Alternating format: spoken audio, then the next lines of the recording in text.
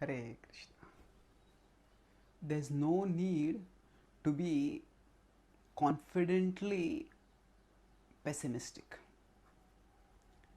Sometimes when we fight against our conditionings, sometimes when we all have maybe a short temper, we may have vulnerability to sensual desire, we all have our weaknesses, and when we battle against our weaknesses and when we find that we are not able to overcome those weaknesses, at that time we may just become disheartened, we may become exasperated, we may become frustrated, and when we become frustrated, thus we may lose heart, and by losing heart we may just feel, oh, I'll never be able to overcome these conditionings, I will never become a better person, and because of thinking thus we may just lose hope. But when we think that I will never be able to overcome my conditionings, we are actually being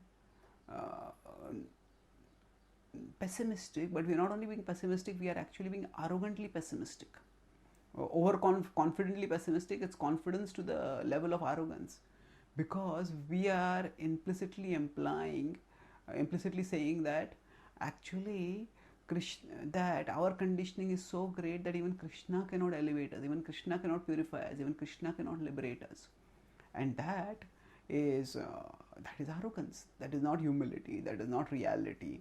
That is arrogance. It is not that our contamination is greater than Krishna's omnipotence. Krishna can purify us. He just wants to see whether we genuinely want to be purified. Whether at the surface we may say that, oh, I want to serve Krishna, but internally, what is our desire? Is our desire truly to serve Krishna, or do we still want to entertain other desires?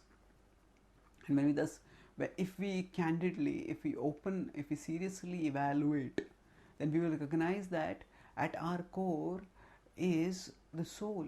The soul is the part of Krishna. When we study Bhagavad-gita, we understand this.